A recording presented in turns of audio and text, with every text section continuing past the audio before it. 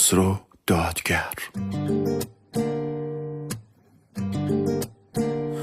یه احساسی منو میاره پیش تو، کنار من بشین.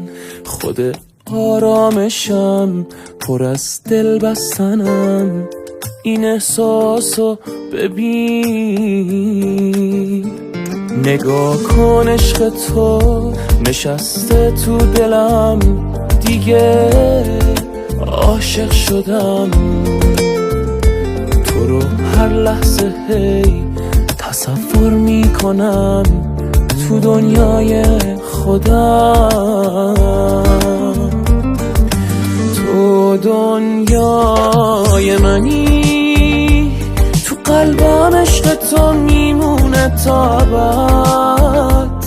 چطور باید بگم که تو باور کنی دوست دارم چقدر.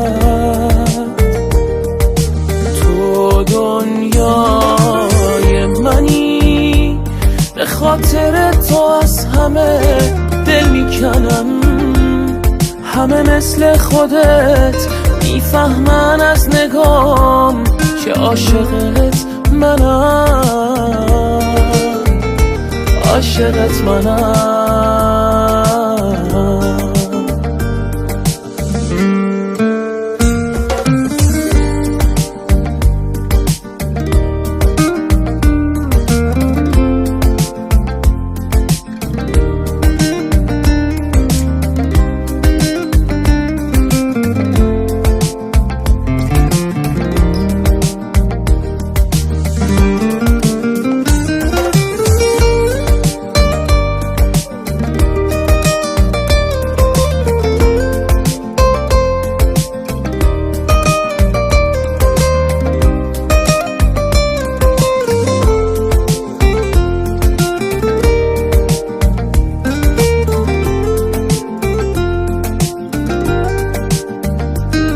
عجب آرامشی به هم میده صدات، میسازه روزما صدای خنده هات.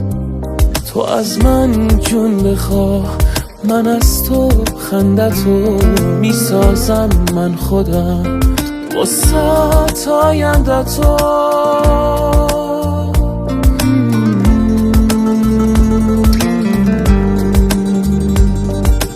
تو دنیای منی، تو قلبم عشق تو میمونه تا ابد. چطور باید بگم که تو باور کنی دوست دارم چقدر. تو دنیای منی، به خاطر تو از همه دل میکنم.